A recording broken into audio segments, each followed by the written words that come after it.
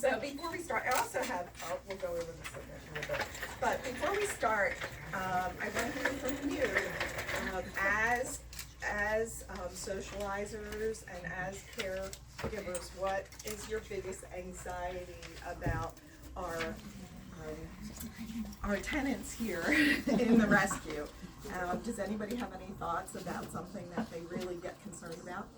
I think especially with our older kitties, trying to get them, we don't always, like you said, we don't always know their history. A lot of times their owner has passed away, and the cats just seem so depressed. Mm-hmm. And so, I mean, how can we help that animal? Yeah, and sometimes we do a little bit of putting human personality onto a cat and trying to decide, are they really depressed or are they just antisocial loner type animals, and or are they in pain? Do they have, and that's one of the things that I think we should go over first. And does everybody have one? If you don't, share with your neighbor, and I'm sure that we can make copies and get more for everybody. But a lot of the simple things that are on here are things that are nice to reinforce, like what's their ear position, what's their attitude when I'm observing them. And a lot of it has to be going into the room and taking your time and just sit there and kind of look at everybody and try to say, happy, scared, sad, painful, that kind of thing.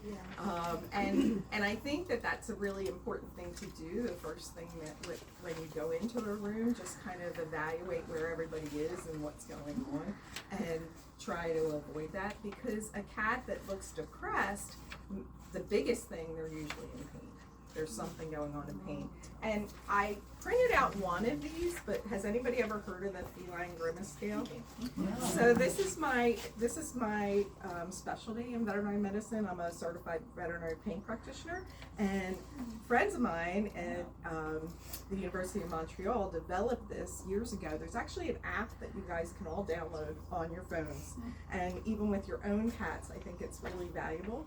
And although we're not dealing with many sick kitties here, I think the signs of pain are really important in cats, and they actually developed a feline grimace scale because this started really with human babies being able to deal with non-verbal humans and be able to determine if the facial expressions and the position of the eyes and the position of the ears and the position of the mouth would be able to indicate whether a human infant may be painful.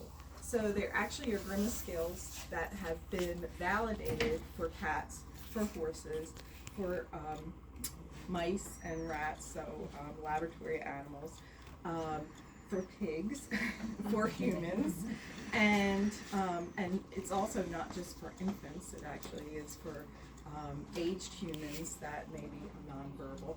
And the one species that we don't have one for, dogs. And probably the reason for dogs is because it's been difficult to validate, and they use AI and all kinds of things to validate, but because dogs have been bred to different breeds with ear set that is more like away from the wild, so it's very difficult to get a standardization across every breed. So there has not been a validated scale for dogs yet, maybe someday. But if you go on your little phones and look at feline grimace scale at some point, it shows you, and I just want to show you these pictures. So something simple as ear position gives you a lot of information about what may be going on. So if you see, and that, I think that everybody can see with this ear position that the guy on the end might be, something's going on. But you combine that with where the whiskers are and also the tension in the muzzle. These are all really valuable clues to determine, do we have pain or do we have some other kind of behavior. So I think that this is nice for everybody to be aware of, head position as well, you know, the way that they hold their heads down and up, is also really important. And I think that this is helpful in rescue because when you're in a facility with a lot of cats, you're saying, well, is that an aggressive move? Is that a painful move? Is that a scared move? Is that a what is it? You know, kind of thing. Yes. Sorry, thank you. So I downloaded the app and I'm looking at it, and I'm on the SCORE site, and it's got all those same pictures. And they're using a term, they're using, like the first one, the tabby is absent, and then they're present. Right. And then they're more like this, the aggressive, the helicopter ears is markedly present. Right. So how you're is giving that it a term? 0. Oh, you're giving the scoring is a 0, a 1, or a 2. So once you score on every single thing, you get a total. Right. So if anything's above a 4, you should say, the medical staff should look at this. Maybe this is something we need to evaluate. But what does present mean? It's there. It's there. So Oh, the behavior's there. So a 0 means it's not there. The ears are fine. You don't see it. Okay, so no issue, no issue. And a lot of issues. It's the level. Higher the level, the more negative it is. Yeah, the higher level gets a point. 0 means that the ears are in the happy place, right? Oh, no.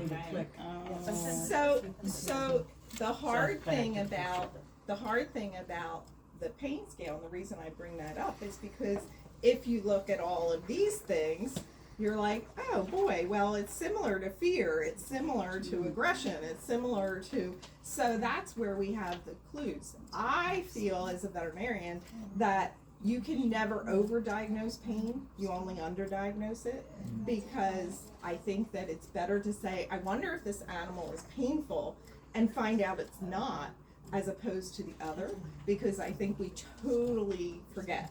And they're really, really good at hiding it. All of our animal species are really good at hiding it. So I think that I would never be frustrated, and I don't know what Melinda would say, but she's high. But I would never be frustrated if you came to me and said, can you double check this cat and make sure it's not in pain? And I go, no, he's fine, he's just being fearful or whatever. And or he's hiding in the corner because he doesn't like to socialize, and maybe he is depressed because he misses his human family where he just got dumped because mom died, you know, that kind of thing. Because that is a social issue in rescue that I think sometimes we take for granted as well. That you can, remember we said we do human traits, you can anthropomorphize and say, yes, it is certainly possible. We used to say, oh no, they don't miss their humans, but of course they do. Absolutely, there's no doubt. You know. So let's talk about the normal behaviors that you would see when you go into a room. What's the biggest thing that you notice with a cat that's happy and relaxed and They come toward you. they rub on you? Yeah, but even before they rub on you, what does their face look like? Happy, they smile.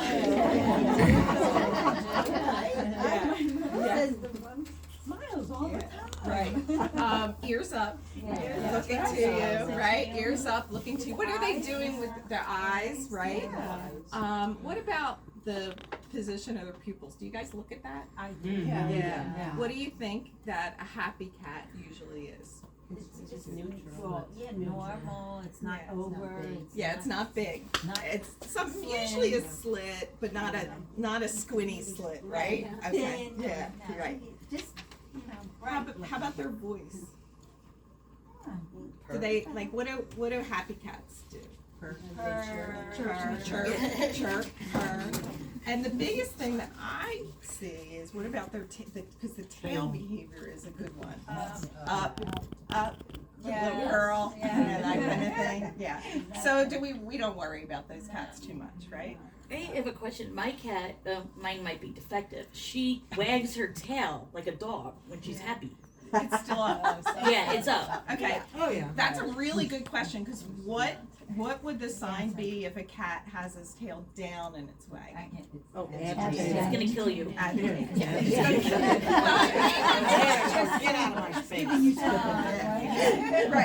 Right. So, yeah. It was fun.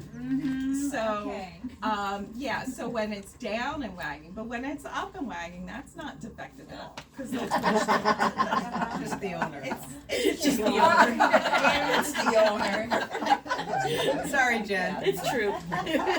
So, as the years go down, we tend to call them airplane, right? The side to side thing, right? So is that a cat that you should go approach, or what should you do with a cat? Talk to them. Right. Talking to a distance. So the ears would be the first thing that you usually see with a cat that's stressed. Say But you're airplane not ears, gonna that's forced read loving with time. them being up, that they'll be stressed that way. And what, when we think about stress, what is it that they could be stressed about? Other smells. Other animals. Change, just like me. I think I'm the cat that has my ears back all the time. But the other big thing that we notice in cats that are stressed, and this doesn't mean that it's going to lead anywhere, but when you're going into a room where there's a whole group of them and you haven't seen them in a while and you're just kind of looking, and maybe there's somebody new in there. We try not to do that, but maybe there's somebody new that's been introduced to there, and you see this cat.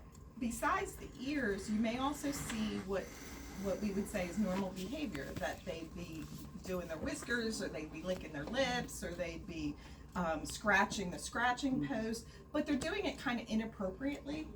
They're just, you can tell, like it's somebody, I think of it with humans, it's somebody that's like biting their fingernails or just kind of fidgeting or something like that, they're redirecting what would be a normal cat behavior in a way that you find, like as soon as you walk in, they run and they start to eat, and not necessarily because they're hungry, but because that's soothing them because they're anxious.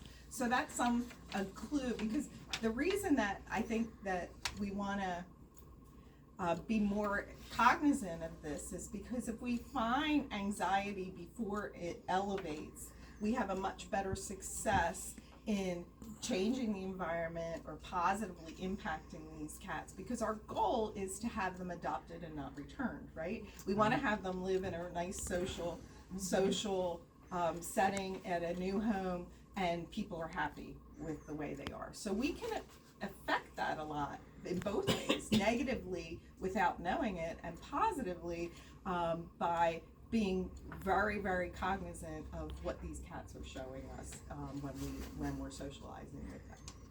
So what happens if we have an anxious cat that, by no fault of our own, we push to the limit? We or some other cat in the room or something like that pushes them. What changes with their behavior? Growl, swatting, yeah.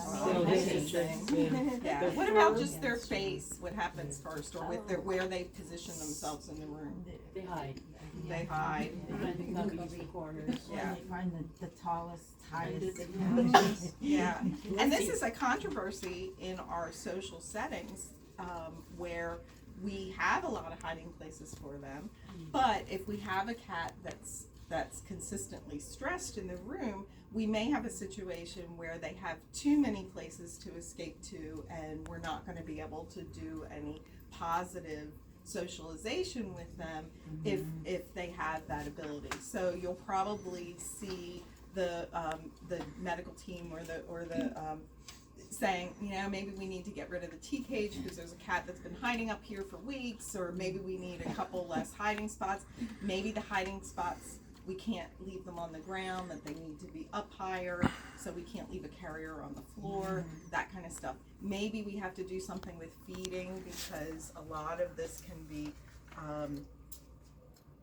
detrimental, because they don't have to work to get some positive reinforcement at all. They can hide all day and then come out in the middle of the night and that kind of thing. So you will see that there will be manipulations, and I think as you go through the handout and go through everything that we talk about, in the end you'll see that every cat's different. So what may have worked for the blue room 2 weeks ago is not going to work for the violet room next week with this group of cats. So it's always something different and something new. So the other big thing with fear is that as they are stressed and go to fear, they usually do crowd down. They usually will start the growl thing. The interesting thing about growling is that it's really not voluntary. It's a fight or flight. They don't actively say, I'm gonna growl at you. It comes as an accident, just like the eye dilation so it's really a reactionary, it's not them thinking. So I think that's important to know as a caregiver, because sometimes we get a little sad that every time I go in there, he growls at me. Like it's me. Like he sees me, sees my face, and hates me. And Taking it personal. no, right. And I think that it's more involuntary than that. And I think that a lot of the cat behaviorists have told us that over and over. And I'm like, okay, I believe you. But there's usually a sequence to it. It may be a growl. It may be a hiss, then a growl. Then a cry, a yowl, like the, and then and then a spit, and then so they work their way up. So the first noise should be the back off. And I think that the other thing that we tend to do in rescue is we have a mental timeline that we gotta get these cats to be liked, because we gotta get them, like we have numbers, let's go. And try to remember that it'll actually go faster if we go slower. And I know this from a fact, because being in veterinary medicine in the 80s, we were taught to flood our kittens. We dealt with a lot of feral kittens, and flooding was the routine. What we did, we took our kitties, and they were feral, and and we picked them up and we hugged them and we held them and we flooded them, and we found that was completely the wrong thing to do. That's the flooding behavior, and I think everybody did it. So flooding behavior is a common. Horses. Yep. Right. Right. Helplessness. Right. You just shut down. Right. They can put, and so flooding, although it's a technique that we probably all learned with, dogs and kittens and horses and cows, is starts with fear, starts with the excess adrenaline, and ends with not a well socialized and a loving human animal relationship at all. It's based in fear, and it continues to be based in fear based on hormone studies that they've done in animals. So years and years later, there's learned behavior from doing things like that. So having to relearn to say, wait a minute, because as a veterinarian, my job is to give shots and do horrible things, and sometimes we're like, oh, come on, I just need to do this, and you want it, but we try not And you're on to. a schedule, and you have patience, and your front desk is talking to you. But it's the same with what you're doing with socializing and with caregiving to these cats in this stressful situation, is that cats 99% of the time aren't the unpredictable animals that we think they are. And they have a reputation of, dogs give you a warning. How many times do people hear that? Dogs give you a warning before they bite. Cats never give you a warning. Yeah, they do. We just haven't seen it. You usually you'll be able to see these clues, and that's why this first part kind of talks about how we lead to stress and fear and then aggression. So then we get to the hair, and also the big position. If they're hissing and their hair's starting to come up, but they're tucked in the corner, that's much better, right, than them standing with their back up, because they're trying to be smaller. They're trying to be like, I want to do everything I can to avoid confrontation, and I'm going to spit at you and yell at you and tell you these things. But if by the time you get to them, they're standing up and they're like, you've reached the point of no return almost. So I think that as you think about the ways that it can progress. Now, sometimes it's very fast, sometimes it's very slow, but it generally goes in the same direction that you will see. So what do we do with all of these behavior changes that we see in our kitties? What happens when we see a spissing? I give it space. Mhm. Right, absolutely. Yeah, you just give Absolutely. it space. How about what's causing it?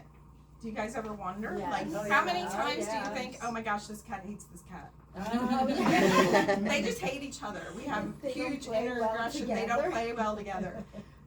That's a big problem because I think a lot of times there's an inclination to think if cats are spitting and growling and swatting at each other that they're aggressive and they might be aggressive to people. Any way to determine if cat play is aggression Fur. Yeah. or Yeah. just cats being cats? Like the two bratty boys down at the park who are rolling around in the They're middle just of the- boys, you say. Right. So, what do you think, you know, if you walk into a room and you're just sitting there and you're feathering and then you see one cat going after another one, what's the determination factor that you might have? I think, and I just think about my own cats, cause I've got two males and a female at home.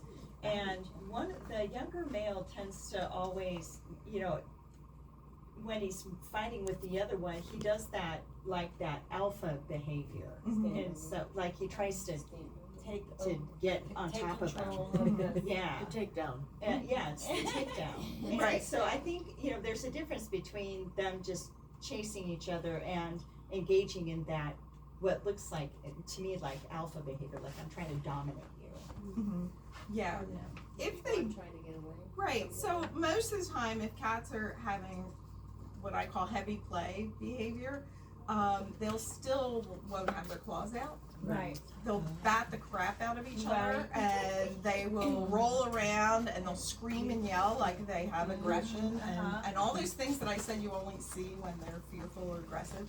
Sometimes you'll have it with play, but their claws aren't out and they usually don't have any hair up.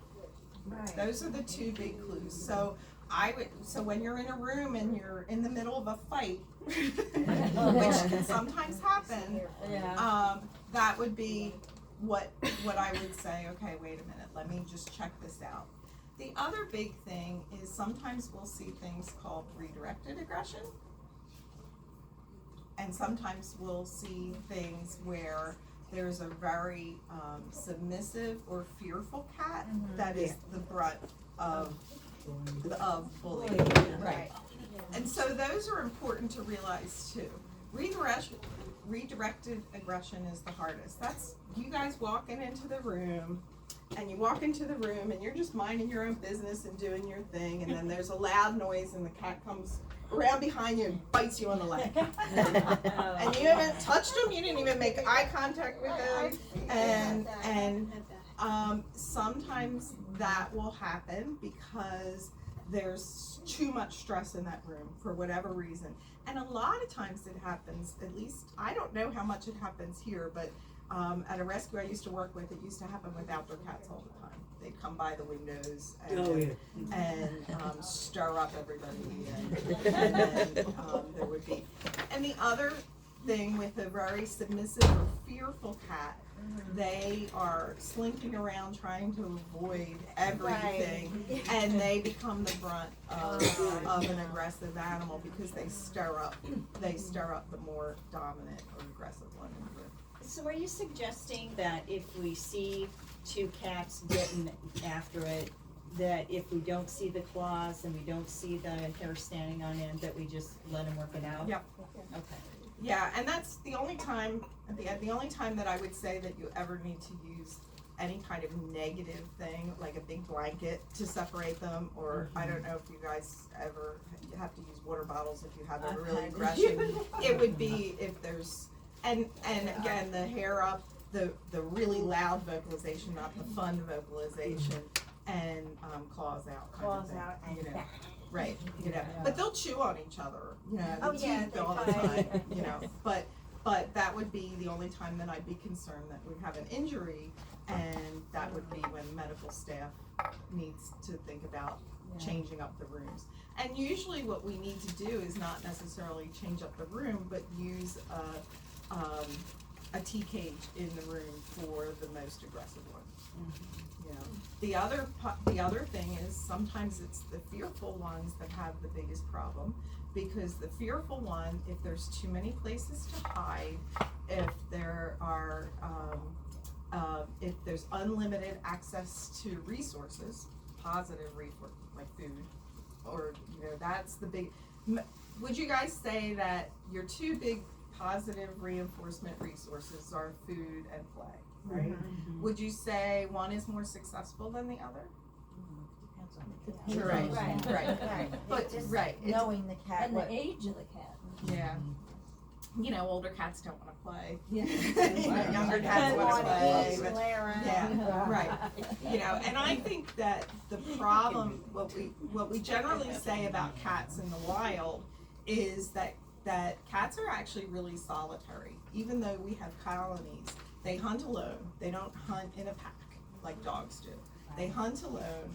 They don't seek out other cats to live with, but they're like people actually. Some cats like to be around other cats, and some cats are loners and don't like to be around other cats, which is much more similar to people than dogs are. Dogs love to be in a pack and the whole thing, and they hunt as a group and blah blah blah.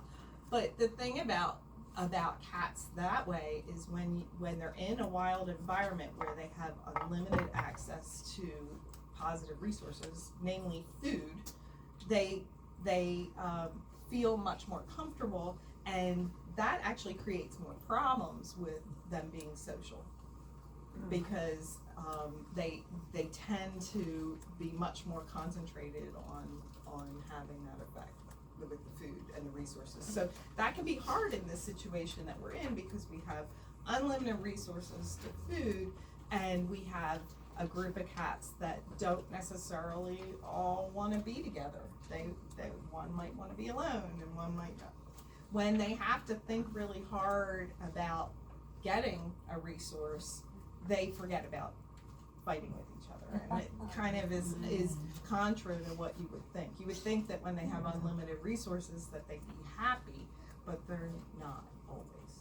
So I think that's kind of interesting, because when you're thinking about doing positive reinforcement, and if you're working with like a feral kitten, like if you have a bunch of feral kittens come in this spring and you're working with socializing them, definitely resource positive feeding and resource and clicker training and touch, T-touch and nose touch, and all of these things are going to be helpful, because they're going to want to be with you because they have limited resources, and that's where the positive comes in. So I think that there's something to be said if you're having difficulty with a group of cats in the same room, that meal feeding and sitting there and making sure that there's not this huge area where there's one place for them all to eat, but there's many little places, is going to be much more successful than having them have to stress all in one area. So that can also play a big part. And certainly, we in the cat world, we tend to be worried about cats that don't eat more so than dogs, obviously. So cats can't really fast the way that dogs can. And people know about dogs, they can probably, just like humans, fast 3 days, 4 days without eating, because they would go out and hunt every 3 or 4 days, eat a huge big meal. That's how their stomach is made. And then they would sit in their cave and chew on bones and socialize with their group. Cats are different. Cats do hunting all the time. In fact, when they look at small cats, they kill little things, and they eat 5, 6, 8 times a day. And their stomach, and when it's empty, the amount of food that they would eat is about the size of a quarter. So that's about it. So I don't know if anybody's ever seen in cats where They have these little plastic mice that if you have issues with cats at your house, you fill this little plastic mice with food and put them all over the house to stimulate hunting behavior, and then they find the mouse, and then you do it again the next day, and there's like 7 of them for one cat, but that's more normal to their behavior, and we especially use it with medical problems with cats who tend to gorge and then regurgitate food, because it's a big problem because they're not built that way. They're built to eat a quarter size of food every few hours. So it's a big problem in rescue because we don't want to leave without having access to food, because what happens if we can't get in here? We don't want to have them have any kind of stress. It's high maintenance to feed a group of cats all over the place. But in some ways it's really, really critical, not just because of behavior, like I said, too many resources, guarding the resources, that kind of thing, but it's also critical because of health, because they're not built to do what we as humans have made them do. You know, we already know they're not built to eat dry food, really bad for them. And, and they're not, well, because cats generally, their kidneys require a lot of moisture because they're desert, most of them are desert animals, all the way through, arid animals. So they get most of their moisture requirements for their kidneys from their food. So, and cats don't like water that's standing at all. They like it cold, they like it running, they like it. So over the years of feeding dry food for our convenience, which we all do, I mean, me too, it's created more of the health issues that we see in cats than anything. Feeding like whole mice would be perfect. Guys, medical has an announcement to make. No, we're not doing that. We found a local mouse breeder. We ran out of the bats. But again, I have a question on the water, and this is not necessarily a rescue question, it's just curiosity. Yeah. So, I had a cat as it got older. I mean, we had just a water bowl and it was fine. As it got older, and it really pawed at the water dish, and water was all over the place. And then my sister-in-law, when her cat got older, did the same thing, practically dragged the water dish across. So is there some, because their body is craving more water? yeah. Yeah. They start pawing at it? Yeah, or because what's they the like it difference? running, they like it moving. Instinctually, they want it to be running, moving, and cold because they drink from I thought it was rivers. because for my cat, the eyesight maybe was going, and so it, because it would sometimes submerge her nose in it, you know, Yeah. and then find the water. And so I thought maybe she was moving it to kind of gauge the I'm not sure why she'd stick her face in, but I do know, I know cats will take dry food and they'll scoop it and put it in the water. And then eat the wet, dry food, you know. And a lot of times you'll see that Melinda may say to you in medical, she may say, you know, we need to add water to this dry food because this cat will only eat dry food and we can't get it to eat canned food, or even adding water to canned food, especially cats with kidney disease. The more moisture that we can give them, the better.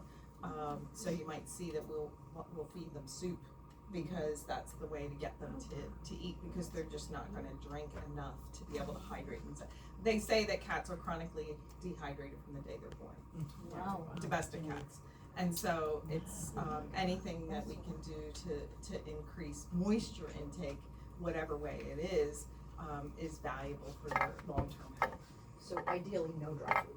Well, you know, so there's a catch-22, right? So, no dry food, everybody's like, well, what about their teeth? But cats genetically just like people. I mean, everybody probably knows somebody that never brushes their teeth and has never had a cavity. So the same is true for cats, you know, and I mean, I don't know, but my daughter, I have a daughter who's 30 and I don't think she brushed her teeth the first 10 years of her life. But what I'm saying is that dry food doesn't necessarily help remove the plaque and tartar. And a lot of the plaque and tartar that we develop is because of the things we eat, not what is grinding. Yeah. So with kitties, so that isn't necessarily true that they need dry food to help their teeth. That's what I'm trying to say. Canned food, depending upon what it is, because it has more moisture, is helpful for cats, for sure. Then the only other thing I've run into, sometimes they need dry food, especially kittens, is it's concentrated. Yes. Right. And They can't eat enough of They just the, can't eat enough of the wet food. Yeah. You can't get enough of You the can't get dinner, enough. so. and in kittens, I would agree that that is true, because they're so fast growing, and the amount of concentrate, and it depends upon the kind of canned food that you get, because there are qualities to food, and this is a long, divergent discussion. But it's interesting, right? Yeah. It's really interesting, and it also leads to that whole idea of using food as a positive thing, and using small amounts of food when we deal with our cats all the time, if we can. I mean, I agree, my cat at home, I can't feed it 5 times a day, so we have to come up with some solution, and what are we gonna do, Can you, like cats that have diarrhea or whatever, can you use, I know with dogs, I use pumpkin. Can you use them in cats too? Will they have the Yeah. same effect? Not really. Their digestive tract is built a little differently. And pumpkin's interesting, because pumpkin's actually high fiber, so you would think that all high fiber, and it's digestible fiber as opposed to undigestible fiber, because there are 2 types, right? It's fiber that is digestible, that comes from a vegetable, is much better than fiber that's undigestible, but that for diarrhea as opposed to constipation, right? And undigestible fiber can actually worsen constipation in people too. So anyway, the pumpkin, cats have an interesting digestive tract, because they're true carnivores, unlike dogs. Dogs are omnivores, so they're true carnivores, meat only. So any vegetarian cats doesn't work. So My cat eats lettuce. I can't have know. a salad without him stealing know. lettuce. Oh, it's so weird. It's the water. That's it. I think That's that so It's a treat. funny. I think that the interesting thing about cats and greens, lettuce, and it's mostly lettuce and grass, is all having to do with that instinct for vomiting and digestion. Is it bad for them to have? No, I don't think so. But I do think that because cats ingest huge amounts of their own hair, that this is a behavior for them to be a natural laxative and hairball remover, which is kind of interesting. They don't know for sure, but they believe that cats that do that have less problems. And short-haired cats have plenty of issues with hair, and you will never rarely see a hairball in poop or vomiting. You will just see them vomit foam, or food. But the number one thing that you see with vomiting foam, not bile, not yellow, but clear foam, is usually hair. Usually gastritis, which is 99% of the time caused by hair. And everybody says, but I'm not seeing a hairball, but it's not. So that's something to think about. More grass, If you wanna tell them what you told me, just as general, like with the lactulose, whatever it was you had me give, yeah. Mhm. Tell them about, because for cats at home even, it's a good one. Yeah, and so it just coats the stomach. The stomach's irritated by this hair that's undigestible, so it's just sitting in there. And is it a cat that in this environment all of a sudden started to overgroom?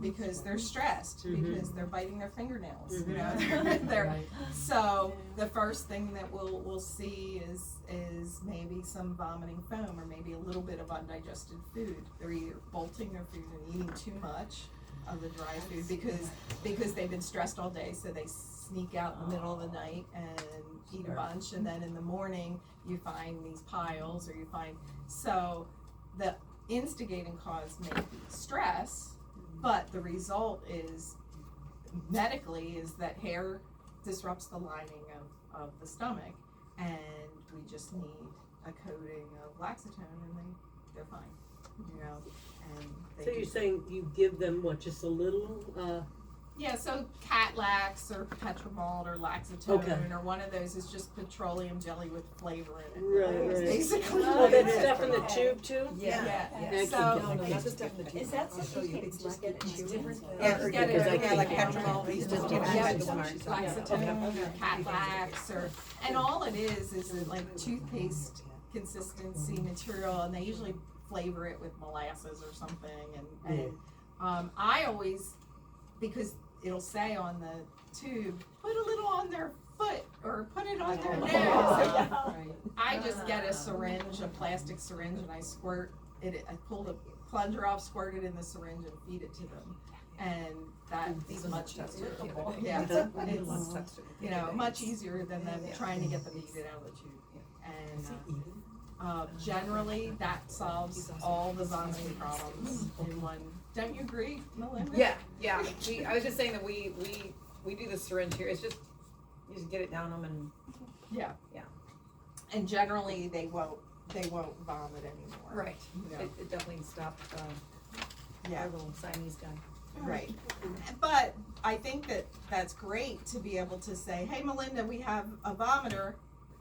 And then, because you guys are sitting in there with them all day and doing all this caretaking, this is your time to shine with, I think I know what's going on in this room. You know, she's busy trying to solve the medical problem. You guys are responsible for saying, I think I know what's going on. I see what's going on. I think this cat is over grooming. I think this cat is bolt eating. I think this cat is beating up this cat. I think, you know, this kind of thing.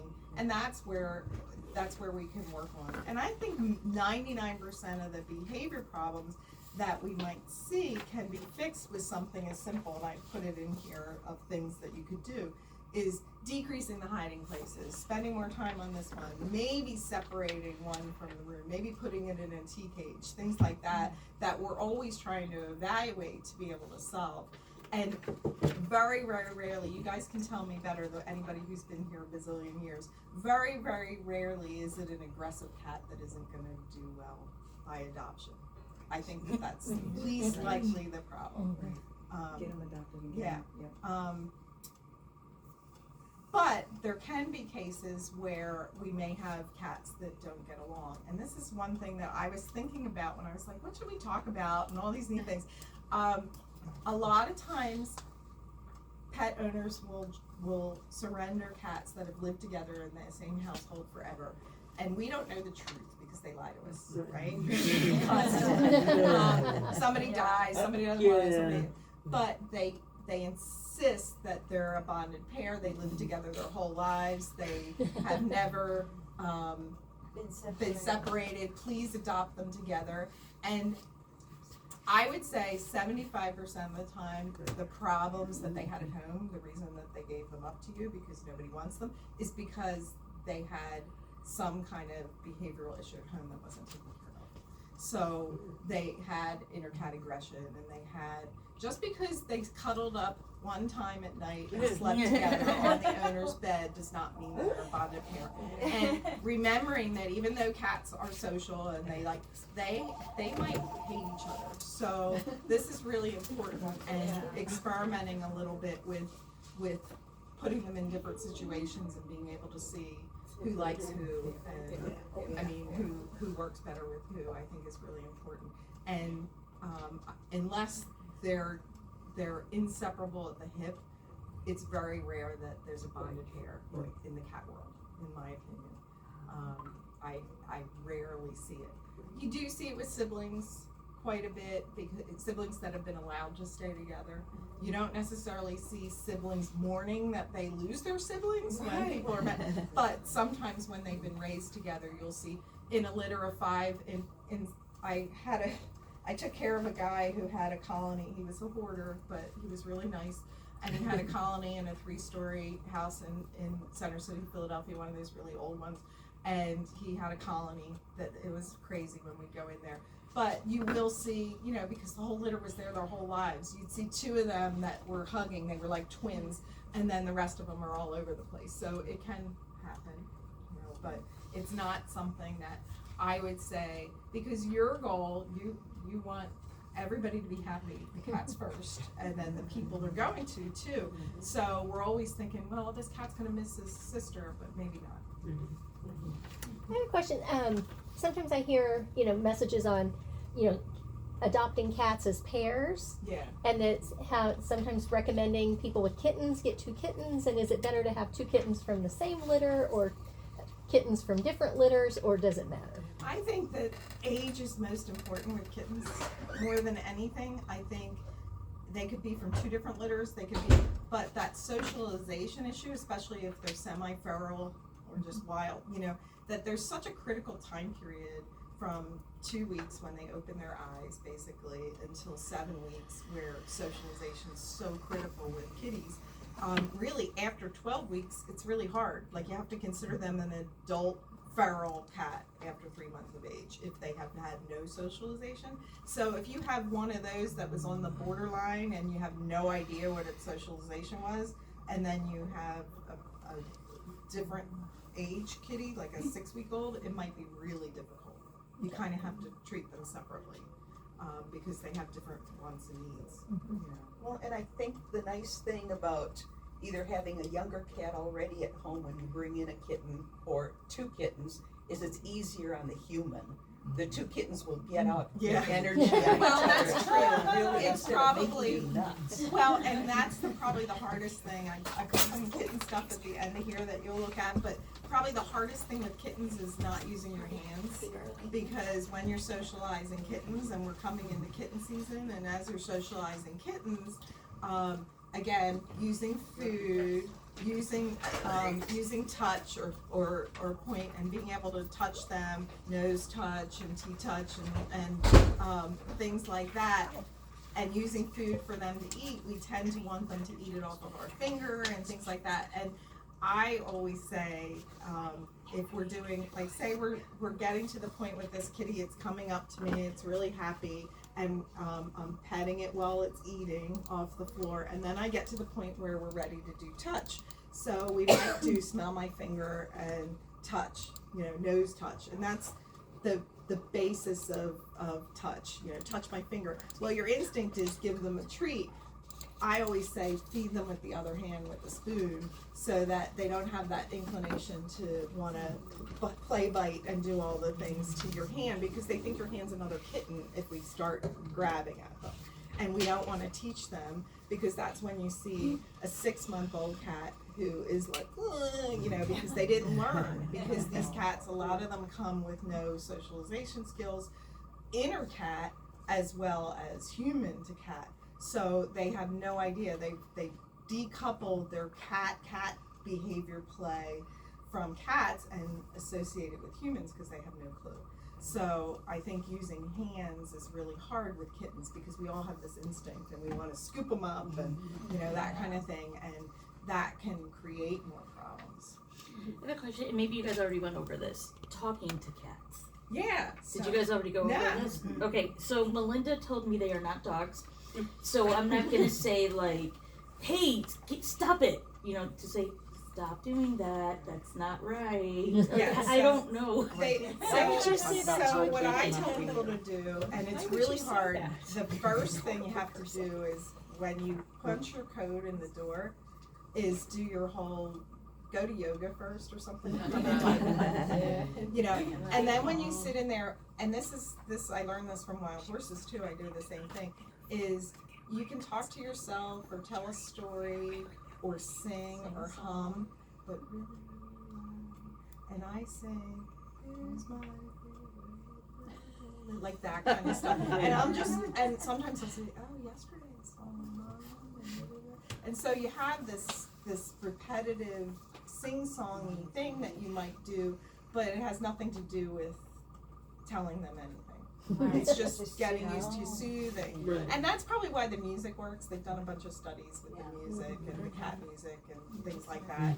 I mean, sometimes we're like, that doesn't work at all, why do we, but I do think that there's a lot of it's just the sound of the voice, it's calming, you're calming, it keeps your heart rate down, because that's what really gets to cats, is your anxiety and your heart rate. And if you come in here and you're like stressed because you just had a near collision with the crazy person on the circle down the street, and you're like, and then you want to and practice it. I mean, don't experiment on our cats, but you can walk into a room when you're really angry and see what happens with those cats, and see what happens. I mean, you don't even have to sleep. It works the other way too. If you've got one that's doing something that you really don't want him to do, just ramp up your energy. You don't have to say anything, and they sit back. Yeah, right, right, and it all has to be nonverbal. You know, is the biggest thing. Sometimes. Yeah, I think just and sitting on the floor and just kind of. So what about eye contact? This brings me to another one because we're saying be nonverbal. What about eye contact? So what if a cat is going like this? That's like if he stares at you, what do you need to do? Look at him. No. Look away. Just look away. Because if it's gotten to the point where he's locked eyes with you, he's challenging you. And he's not blinking. Now the blink is important because I think you should know if a cat is like this, or his eyes are like this, not like this, but like this, and he looks at you and he goes, what do? Blink back. Blink back. Yeah, absolutely blink back. And yeah, so that's a I trust you, I'm blinking, because what happens with our fight or flight when we blink? Well, no, we're actually already calm because our bodies don't allow us to blink when we're in fight or flight. Again, sympathetic, parasympathetic, things that we can't control. The autonomic nervous system is amazing. We cannot control that. We can't blink. Like you can't even force yourself to blink when you're stressed out. Like if if you're trying, you can't even take your fingers off the steering wheel. So eye contact's really important. But again, being really aware of the ramp up clues on that first page to say, okay, what should I do if we're in this situation and I'm looking at him stare at me and his pupils are doing this, then I look away, you know, and it may be accidental. You may go into the room and be focusing on the black kitty over here and there's a kitty over there staring at you. And that's where you need to be aware of that one and say, okay, he's staring at me, I gotta make sure I'm not gonna look at him.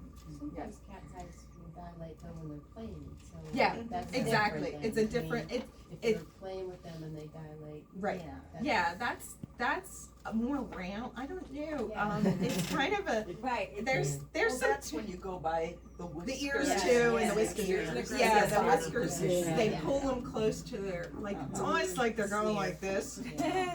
That's good. They do. They pull them close to their mouth. Yeah, and they're like, you know, they're not all pretty. You know.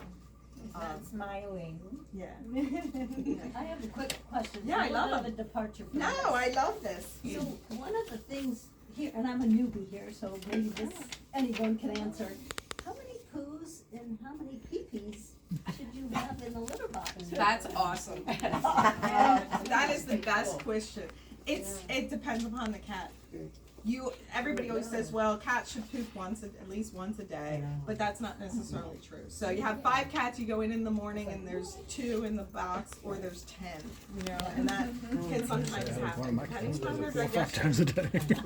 They have a really short digestive tract, so what you feed them should be out within 4 hours, 4 to 6 hours. So yeah, they don't have a big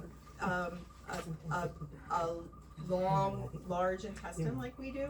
So, but it depends upon the cat. But if you're looking at a room and normally that room has, you know, whatever number, and then you go in and it's got like a huge amount, then you know somebody in there or something's.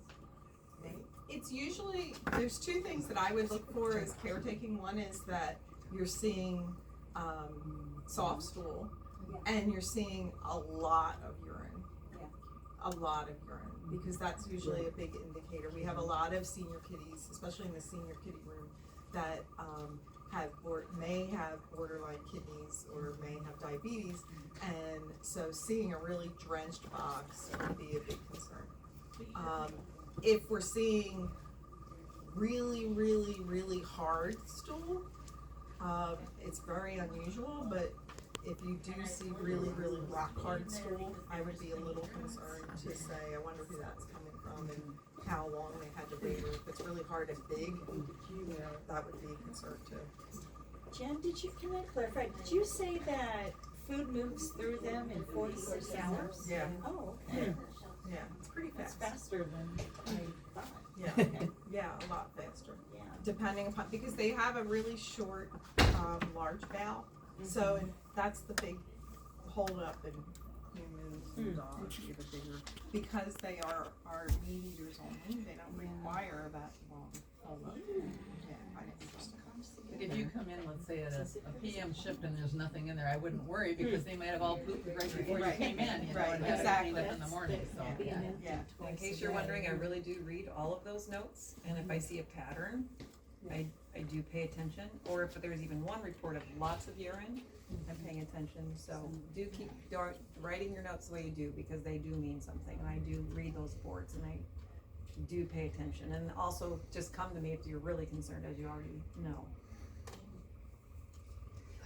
So, the other big thing is we were talking about, aggression, inter-cat aggression, which is probably the biggest thing we're concerned about here, more than overt, territorial or dominance. It's usually something with inter-cat, and 99% of the time it's the fearful cat that is the one that's getting beat up for some reason. So being able to identify a fearful cat, making sure that the fearful cat has some way to access the food resources without having to stir trouble by having to go out in broad daylight. Because there's two issues.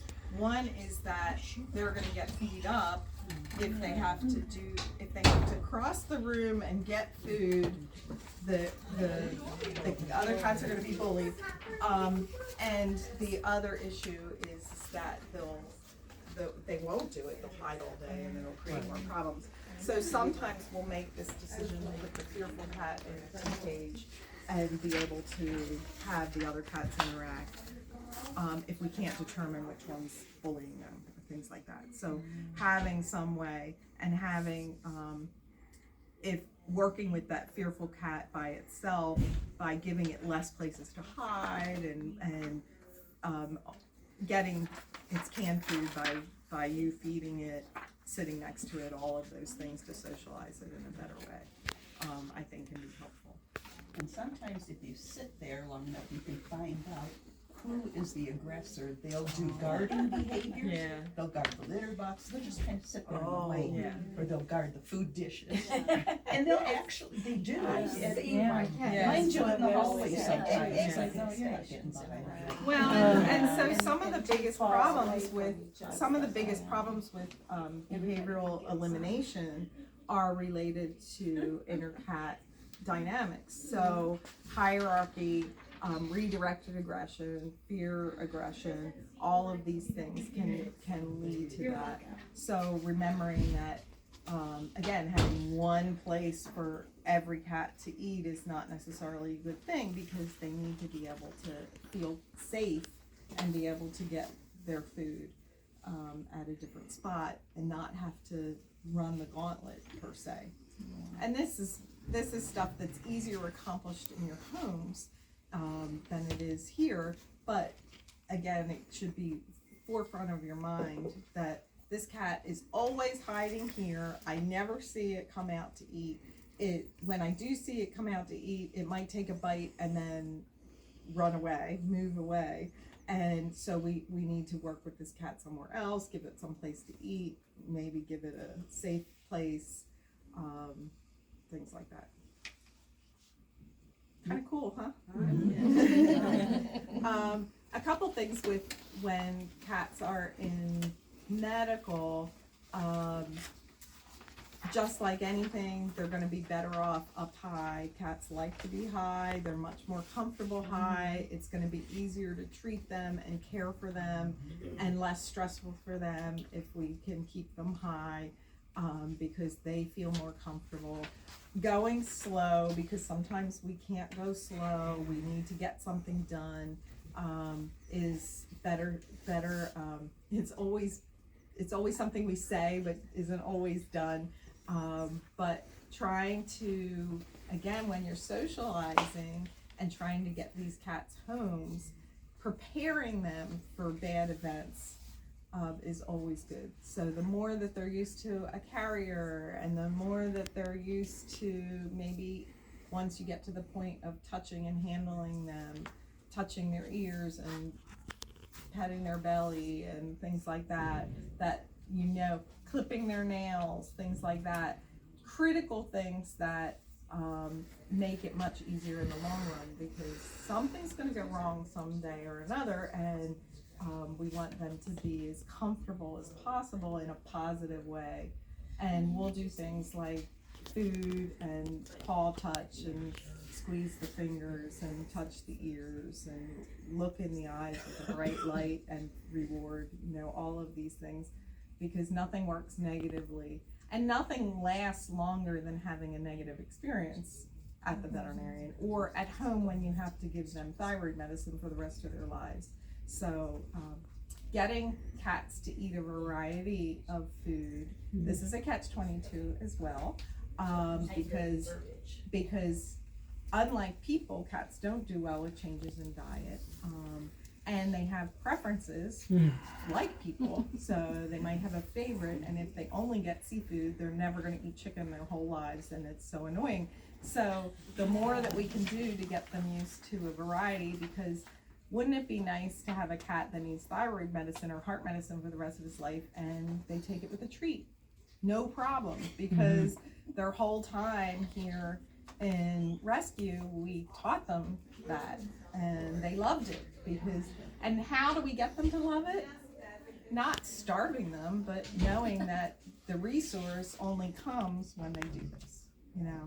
I don't want you to starve anybody, but the only way that I feel that we give cats positive reinforcement is with a reward, just like my kids with a lollipop kind of thing. So do everything you can to use that positive, whatever it is that they love so much, so then they will be easier to take care of. We're gonna have to forever. see Jenn. So you guys all have really good questions. I have the handout, I think, is pretty self-explanatory. It just kind of gives you reminders of what to do and what not to do, and ideas on behavior, which I think will be nice.